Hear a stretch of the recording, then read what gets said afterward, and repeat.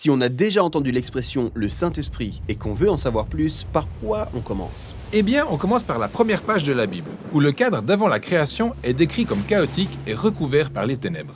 Mais au-dessus du chaos, on a l'Esprit de Dieu qui plane, prêt à apporter vie, ordre et beauté. Au fait, c'est quoi l'Esprit de Dieu? L'Esprit est le terme dont les auteurs bibliques se servent pour parler de la présence véritable de Dieu. Le terme hébreu est rouar. Rouar. Ouais, fais comme si tu te raclais la gorge à la fin. Mais qu'est-ce que c'est en fait? Eh bien, rouar peut signifier beaucoup de choses, mais ce qui les relie toutes, c'est l'énergie. L'énergie? Comment ça? Il y a une énergie invisible qui déplace les nuages ou qui secoue les branches des arbres. Oui, en effet, le vent. C'est bien ce qu'on appelle rouar en hébreu. D'accord. Maintenant, prends un grand souffle. Tu le ressens en toi, là? Ouais, l'air. Je parle plus précisément de l'énergie, cette vitalité que tu reçois en prenant cette bouffée d'air. Ça s'appelle aussi rouar. C'est le même mot utilisé dans la Bible pour décrire la véritable présence de Dieu. Autant le vent et le souffle sont invisibles, autant l'Esprit de Dieu l'est. Le vent est puissant, tout comme le Saint-Esprit. Et comme le souffle qui nous maintient en vie, le Saint-Esprit maintient toute forme de vie. Ouais, rouar. En parcourant l'histoire de la Bible, on découvre que le rouar de Dieu habilite les gens à accomplir des tâches spécifiques. La première personne chez qui on constate cette spécificité dans la Bible est Joseph.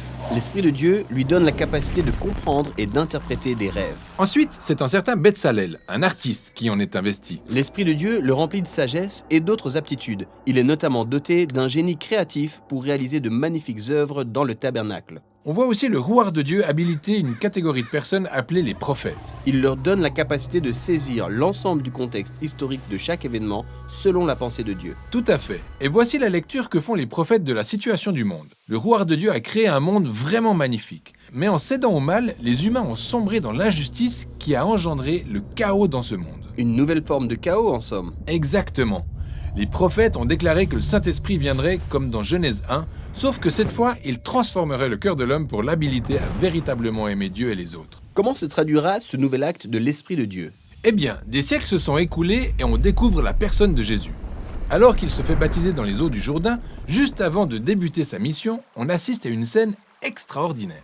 Le ciel s'ouvre et l'Esprit de Dieu descend sur lui sous la forme d'un oiseau. L'histoire raconte en fait que l'Esprit de Dieu l'a habilité à initier la nouvelle création. Et c'est ce qui se matérialise quand on le voit guérir les gens ou pardonner leurs péchés. Il insuffle la vie là où la mort régnait autrefois.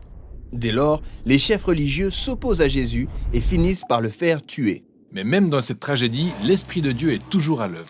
Les tout premiers disciples de Jésus, qui l'ont vu ressusciter, ont témoigné que c'est bien l'Esprit vivifiant de Dieu qui l'avait relevé d'entre les morts. Initiant ainsi la nouvelle création. En effet, ce processus est toujours en cours. Quand Jésus est apparu à ses plus proches disciples, il a soufflé sur eux en disant « Recevez le Saint-Esprit ».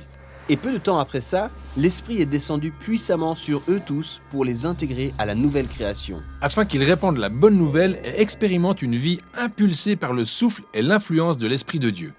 Aujourd'hui encore, l'Esprit continue de planer au-dessus des ténèbres. Pour amener les gens à Jésus, les transformer et les habiliter à aimer Dieu et leurs semblables.